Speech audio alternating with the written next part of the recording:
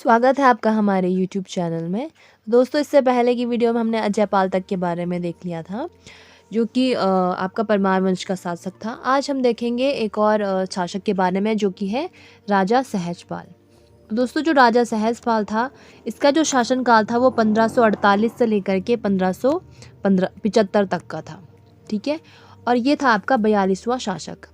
इसके बारे में हमको जो जानकारी मिलती है वो जो है देवप्रयाग में एक क्षेत्रपाल मंदिर है, वहाँ से एक शिलालेख प्राप्त होता है। जो मंदिर का जो द्वार है वहाँ से हमको एक जो है शिलालेख प्राप्त होता है, जो कि 1548वीं ईस्वी का है। इससे हमको सहजपाल के बारे में आपके जानकारी मिलती है। उसी प्रकार से जो है रघुनाथ मंदिर के घंटी पर भी एक लेख मिला है, जो कि सहजपाल का बताया जा रहा है कि 1561 ईस्वी का है।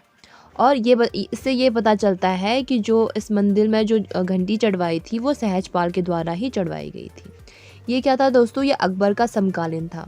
और इसी के टाइम पे अकबर ने जो है आपके गंगा का पता करने के लिए, उसके स्रोत का पता करने के लिए एक दल भेजा था गढ़वाल में। ठीक है, और इसमें इसके अभिलेखों में हमको पता चलता है कि जो इसकी प्रजा थी उसके कार्यकाल के दौरान काफ़ी ज़्यादा सुखद थी। इसके अभिलेखों में ये भी लिखा गया है, वीर गुणज्ञ सुखद प्रजाया। ठीक है, ये तो था आपका सहजपाल के बारे में।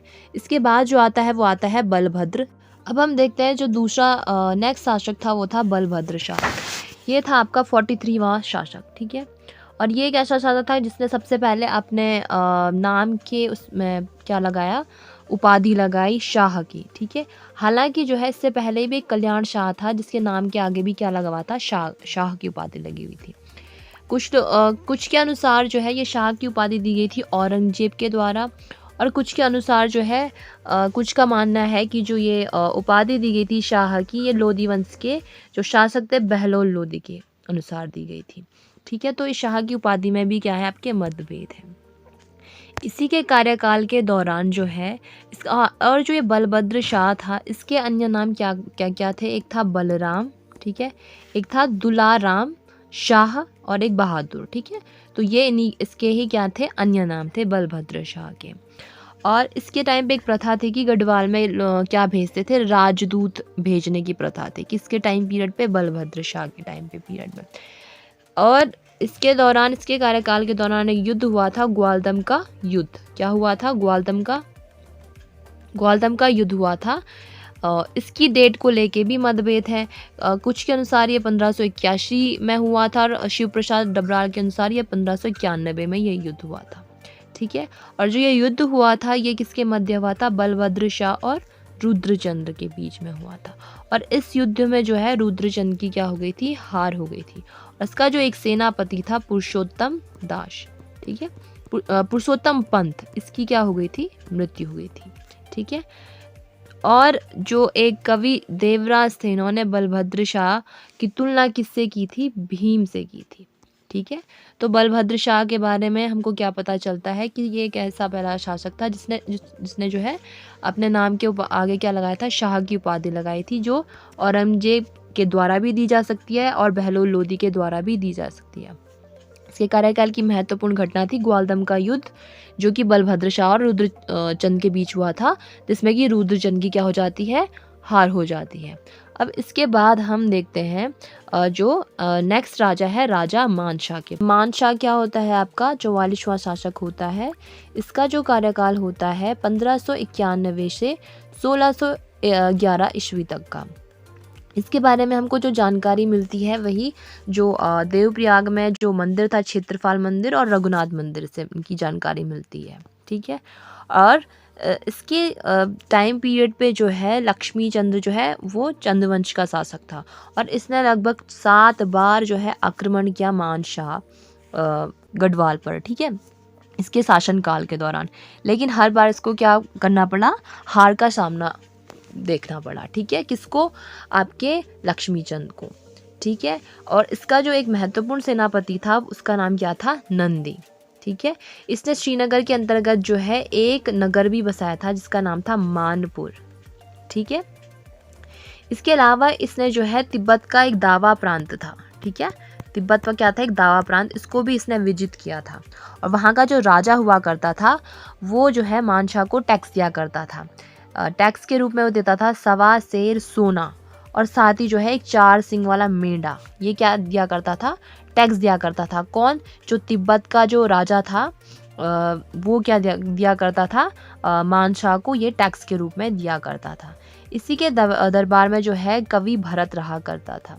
इसने क्या की थी? मानवोदय काव्य की क्या की थी? रचना की थी, जो कि संस्कृत भाषा में था। मानवोदय काव्य था। इसमें जो है मानशाह को बताया गया सूर्य के समान तेजस्वी। क्या बताया गया? सूर्य के समान तेजस्वी और राजा बलि के समान दानवान। किसको? मानशाह को। ठीक है। किसमें? जो मानवोदय काव्य है किसके द्वारा लिखी गई? कवि भरत के द्वारा लिखी गई। और कौन सी भाषा में? संस्कृत भाषा में। ठीक है। कंटेम्प्रेरी था दिल्ली में उसके दौरान, मानशाह के दौरान, वो था आपका जहांगीर। और जो कुमाऊं में था वो कौन था? लक्ष्मीचंद। तो जहांगीर ने जो है, जो कवि भरत था, ठीक है, इसको जो है उपाधि दी आपकी ज्योतिक राय। ठीक है, इसकी उपाधि दी किसको? कवि भरत को। ठीक है। और जो जहांगीर विनोद एक रचना की थी। किसने? भरत ने। ठीक है। कवि भरत ने क्या की थी? एक जहांगीर विनोद नामक क्या की थी? एक रचना की थी। जो मानशाह था, मानशाह ने जो है देवलगढ़ में क्या था? एक गौरजा का मंदिर था। क्या था? गौरजा का मंदिर। यहाँ पे जो है स्वर्ण कलश क्या की थी? भेंट की थी। किसने? मानशाह ने। ठीक है। इसी के टाइम पीरियड पे एक यूरोपियन यात्री आया था। कौन? विलियम। ठीक है। ये विलियम आया था इसके टाइम पीरियड पे, और इसका जिक्र किया है आपका फोस्टर ने। फोस्टर की एक बुक थी the early travellers in India. इसमें जो है फोस्टर ने बताया कि जो यूरोपीय यात्री था विलियम, ये मानशाह के टाइम पीरियड पे आया था यात्रा करने के लिए। और उसमें ये बताता है कि जो गढ़वाल वाला क्षेत्र है वहाँ पे जो है गंगा और यमुना के बीच में क्या है? एक प्रतापी राजा का क्या है? राज्य है। और उसकी राजधानी कहाँ थी? श्रीनगर थी। और ये जो है आपके सोने के बर्तन पे क्या करता था? अपना भोजन करता था। किसके बारे में बताया था? मानशाह के बारे में। ठीक है। ये तो हो गया आपका मानशाह के बारे में। इसी के अब हम देखते हैं आपके जो नेक्स्ट शासक है आपका श्यामशाह, उसके बारे में। दोस्तों, जो मानशाह था शासक, तो इसी के शासन के दौरान जो है आपने जीतू गढ़वाल के बारे में सुना होगा। तो गढ़वाल में जो है इसके पवाड़े आज भी काफ़ी ज़्यादा फेमस हैं। ये क्या था? जीतू गढ़वाल जो है बगुड़ी गांव का रहने वाला था, जो कि टिहरी में है। ठीक है। तो बगुड़ी गांव का रहने वाला था। तो और इसके पिता का नाम था गरीबा राय और माता का नाम था सुमेरु। इसकी कहानी क्या थी कि इसको क्या करते हैं कि जो है ये बहुत ही ज़्यादा सुंदर बांसुरी बजाता था।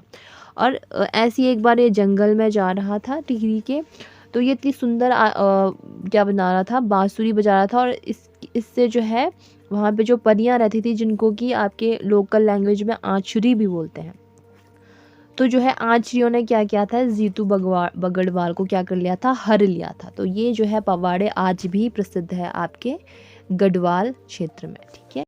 इसके बाद हम देखते हैं दोस्तों जो राजा था नेक्स्ट, श्यामशाह के बारे में। तो मानशाह के बाद आता है आपका श्यामशाह। ये था आपका 45वां शासक। इसका जो कार्यकाल था वो था 1611 से लेकर के 1630 तक का। इसके बारे में जो हमको जानकारी मिलती है वो जहांगीरनामा में भी मिलती है। इससे पता चलता है कि जो जहांगीर था और शामशाह की भेंट भी हुई थी। और जो मुग़ल शासक था जहांगीर, इसने इसको गिफ्ट भी दिया था। गिफ्ट के रूप में जैसे कि घोड़े, हाथी, ये उपहार स्वरूप भेंट किए थे शामशाह को। और इसका जो है चित्र भी मिलता है शामशाह का। ठीक है। इससे पहले जो मानशाह था, इसने भी जो है आपके दावा वाले प्रांत को विजिट किया था, और वहाँ के राजा इसको क्या देते थे? टैक्स देते थे। इसी प्रकार से जो शामशाह था, इसने भी इस वाले क्षेत्र को क्या किया था? जीता था। और वहाँ का राजा इसको टैक्स देता था। टैक्स के रूप में जैसे एक सेर सोना, स्वर्णचूर हो गया। एक जो गाय होती थी, गाय उसको टैक्स स्वरूप देती थी। ठीक है। किसको? शामशाह को दिया जाता था। इसमें इसके टाइम पीरियड पे जो है एक राज कवि हुआ करता था शंकर देव, ठीक है। और इसकी जो ग्रंथ थी वो थी वास्तु शिरोमणि ग्रंथ। वास्तु शिरोमणि ग्रंथ किसके द्वारा लिखी गई थी? शंकर देव के द्वारा। और ये किसके टाइम पीरियड पे था? श्याम शाह के टाइम पीरियड पे। इसने क्या बनाया था? एक शाम शाही बाग भी बनाया था। किसने? श्याम शाह में। और उसको कहा जाता था ये क्या था? एक विलासी राजा है। पादरी भी आया था श्रीनगर में, उसका नाम था अंतोनिया दे आंद्रादे। इसका नाम इतना इम्पोर्टेंट नहीं है, बट हाँ इसके टाइम पीरियड पे क्या आया था? एक पादरी क्या आया था? श्रीनगर में आया था। इसने जो है तो केशव राय मठ की जो स्थापना की थी वो की थी महपति शाह, ठीक है। महपति शाह ने की थी। तो हो सकता है कि ये इससे हमको पता चलता है कि ये कोई इम्पोर्टेंट रहा होगा। हालांकि इसके बाद जो श्याम शाह के बाद जो शासक बनता है वो महपति शाह ही बनता है, ठीक है। लेकिन ये किसके कार्यकाल के दौरान बनाया गया था? ये श्याम शाह के कार्यकाल के दौरान बनाया गया था, महपति शाह के द्वारा, ठीक है। और क्या बनाया गया था? केशव राय मठ। तो जब श्याम शाह की मृत्यु हुई थी, श्याम शाह की जो मृत्यु हुई थी वो हुई थी आपकी 1631 के आसपास या 1629-30 ऐसे कुछ इसकी क्या हुई थी? मृत्यु हुई थी, ठीक है। 1629 में इसकी क्या हुई थी? मृत्यु हुई थी। और इसका जो दाह संस्कार किया था वो किसी पादरी ने किया था, ठीक है। पादरी ने किया था इसका क्या? दाह संस्कार। सती प्रथा का उल्लेख मिलता है हमको, ठीक है। जब इसकी मृत्यु हुई थी तो इसकी कितनी रानियां थी? इसकी 60 रानियां। इन्होंने क्या किया था? अपने आप को, ये सती हो गई थी, ठीक है। जब इसकी मृत्यु हुई थी तो इसके साथ इसकी 60 रानियां भी क्या हो गई थी? सती हो गई थी। तो इससे हमको इसके बारे में, सती प्रथा के बारे में हमको पता चलता है। किसके दौरान पे क्या था? सती प्रथा मिलता था। जो है आपके सत्यनाथ मंदिर था, सत्यनाथ मंदिर था आपका देवलगढ़ का। इस मंदिर का भी जीर्णोद्धार कराया था 1626 ईस्वी में, ठीक है। तो ये तो था आपके किसके बारे में? श्याम शाह के बारे में। अब हम देखते हैं दोस्तों जो कि नेक्स्ट राजा था महपति शाह के बारे में, ठीक है। किसके बारे में? महपति शाह के बारे में। तो जो ये महपति शाह था ये जो है श्याम शाह के क्या थे? चाचा थे। क्योंकि जो श्याम शाह था इसका कोई पुत्र नहीं था, ठीक है। श्याम शाह का कोई पुत्र नहीं था, इसलिए महपति शाह ही उसकी मृत्यु के बाद, श्याम शाह की मृत्यु के बाद महपति शाह ही क्या बैठता है? आपकी गद्दी में बैठता है। यही क्या बनता है? आपका शासक बनता है, ठीक है। इसका टाइम पीरियड बहुत ही ज़्यादा स्ट्रगलिंग भरा था, क्योंकि इसके टाइम पीरियड पे बहुत सारे शत्रुओं ने क्या किया? आक्रमण किया। किसके टाइम पीरियड पे? आपके महपति शाह के टाइम पीरियड पे। इसलिए जो है शत्रुओं से जूझने के कारण जो है इसको बोला जाता है गढ़वाल में, इसको बोला जाता है गर्वभंजक, गर्वभंजन, ठीक है। किसको? महपति शाह को बोला गया है, ठीक है। इसके कार्यकाल के दौरान जो है शत्रुओं ने बहुत ज़्यादा क्या किया? आक्रमण किया। और ये बस शत्रुओं से ही लड़ता रहा और हालांकि उनको हराता भी रहा, ठीक है।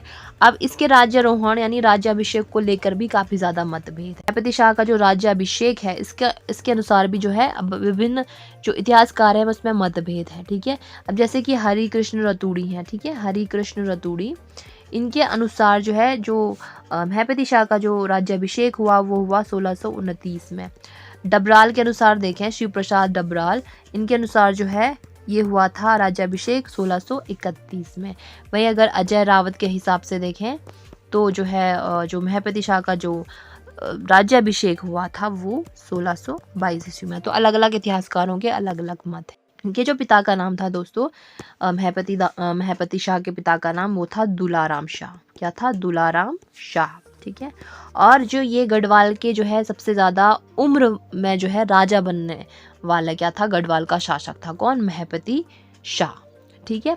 अब इसको जो है मुगल में जो है मुगल के जो लेख मिलते हैं इसमें उसको बोला गया था अक्खड़ राजा। क्या कहा था? अक्खड़ राजा। क्यों कहा गया था? कि इसके टाइम पीरियड पे कौन था? शाहजहाँ था मुगल शासक। जब इसका राज्याभिषेक हो रहा था तो ये वहाँ भी शामिल नहीं हुआ गया। दौरान जो है एक यात्री जो है आपके गढ़वाल में घूमने आया था, वो था एट्रांडे, ठीक है। और इसकी पुस्तक में हमको इसके बारे में पता चलता है। तो ये कहाँ आया था? आपका गढ़वाल में आया था। महपति शाह के शासनकाल के दौरान ये घूमने आया था गढ़वाल में, ठीक है। अब इससे हमको एक और पता चलता है कि जो महपति शाह था इसने जो है आपके तिब्बत पर, ठीक है, इसने क्या किया था? तिब्बत पर आपका 3 बार आक्रमण किया। कितनी बार? 3 बार आक्रमण किया, ठीक है। इसके बारे में हमको कहाँ पता चलता है? जो यात्री आया था एट्रांडे, इसकी बुक में हमको पता चलता है। ठीक है। अब जो इसका पहला अभियान था इसमें लगभग जो है 12,000 क्या थे, सैनिक थे, ठीक है। और जो दूसरा अभियान था इसमें जो है लगभग 20,000 क्या थे, सैनिक थे, ठीक है। तिब्बत अभियान में जब उसने आक्रमण किया। अब गलती से ये क्या कर देता है, जो ये नागा साधु होता है ना, इनकी ये हत्या करवा देता है, ठीक है। उस टाइम पे तो उसको पता नहीं चलता, लेकिन बाद में उसको रियलाइज़ होता है कि इसने जो है निर्दोषों की क्या किया है, निर्दोष साधुओं की क्या है, हत्या की है। तो उसको बाद में आत्मग्लानि होता है, इसके लिए वो तपस्या करता है आपका भरत मंदिर में, जो कि आपके ऋषिकेश में है, ठीक है। वहाँ पे ये क्या कर देता है, आपकी तपस्या करता है।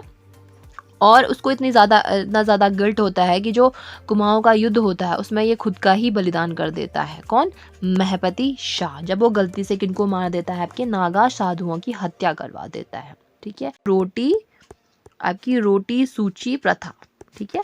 रोटी सूची प्रथा किसके द्वारा चलाई गई थी? आपकी महपति शाह के द्वारा चलाई गई थी। महपति शाह की जो पत्नी थी उनका नाम क्या था? आपकी महारानी कर्णावती, ठीक है। कर्णावती को अगर हम देखें तो कर्णावती थी, इनका अन्य नाम क्या था? इनको बोलते थे ताराबाई। क्या बोलते थे? ताराबाई। और इनको बोलते थे गोलकुंडा की दुर्गावती। इस नाम से जो है कर्णावती को जाना जाता था। इन्होंने क्या किया थी? देहरादून में जो है करणपुर नगर बसाया था। किन्होंने? आपके कर्णावती ने, ठीक है। देखिए तो इनके काफ़ी ज़्यादा जो है इम्पॉर्टेंट सेनापति जो थे उनमें से एक थे आपके माधो सिंह भंडारी, ठीक है। माधो सिंह भंडारी किनके सेनापति थे? महपति शाह के। एक था रिखोला लोधी, ठीक है। और एक था बनवारी दास। ये क्या थे? आपके प्रमुख सेनापति थे महपति दास के, ठीक है।